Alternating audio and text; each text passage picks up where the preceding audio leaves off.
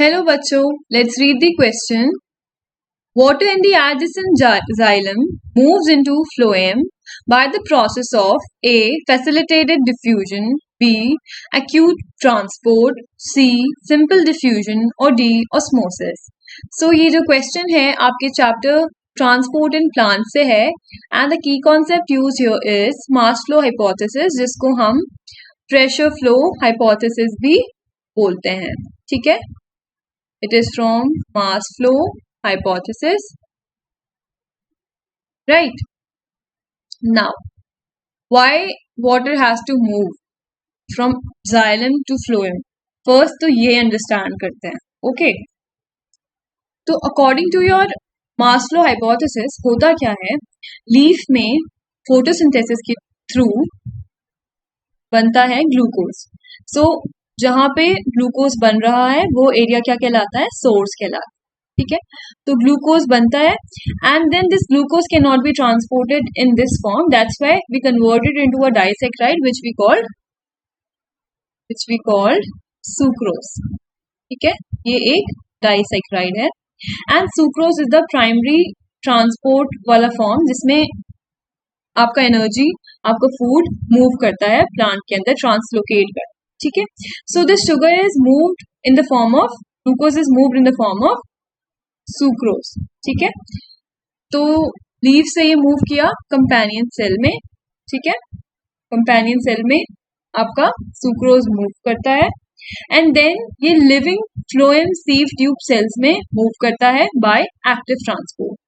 तो पहले late me write it down for you. Companion cells से मूव करेगा कहां पर? फ्लोएम. ठीक है. It will move in the phloem. Now very obvious कि फ्लोएम में लोडिंग हो गई. ठीक है. कॉन्सेंट्रेशन बढ़ गया, एक हाइपरटोनिक कंडीशन बन जाती है फ्लोएम में. कैसा बन जाता है? हाइपरटोनिक कंडीशन बन जाती है. ठीक है. यानी कि कॉन्सेंट्रेशन बढ़ जाता है, वाटर का लेवल कम हो जाता है. Hypertonic solution. अब अगर आपको याद हो तो ऑस्मोसिस में क्या होता था? हाइपरटोनिक सोल्यूशन जो होते थे उनके अंदर वाटर मूव करता था. ठीक है.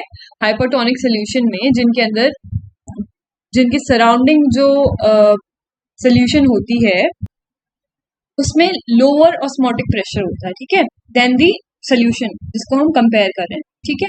तो मतलब क्या है कि जो सोल्यूशन है that contains a lower amount of solute as compare to the solute concentration in the other solution across a semi-permeable membrane.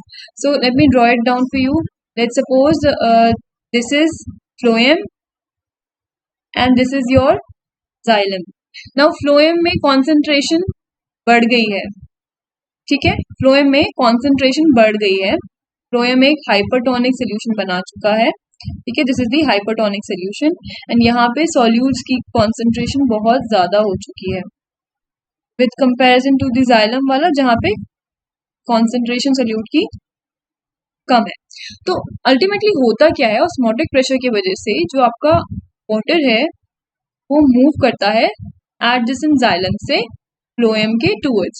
Now you can see क्योंकि फ्लोएम में हाइपरटोनिक सोल्यूशन बनी है तो जितना भी मूवमेंट हो रहा है ये हो रहा है ड्यू टू ऑस्मोसिस. ठीक है. क्योंकि ऑस्मोटिक प्रेशर बिल्ड हो गया इन दी फ्लोएम. ठीक है. एंड दैट्स व्हाई इस प्रेशर को लो करने के लिए वाटर मूव करता है एडजेसेंट जाइलम से फ्लोएम के टूवर्ड्स. सो यहाँ पे आपका करेक्ट ऑप्शन क्या होगा? It will be D, osmosis. Let me write it down for you. Correct option is C, osmosis. ठीक है. फैसिलिटेटेड डिफ्यूजन आपको पता है कैसे होता है? थ्रू चैनल्स या फिर कैरियर्स के थ्रू. ठीक है. यहाँ पे कुछ वैसा सीन नहीं है क्योंकि यहाँ पे एक हाइपरटोनिक सोल्यूशन ऑलरेडी बन चुका है, हाइपरटोनिक कंडीशन एनवायरनमेंट बन चुका है phloem. Right. Then B, acute transport. Acute transport भी नहीं हो रहा है because there are no transport और एनीथिंग इन्वॉल्व.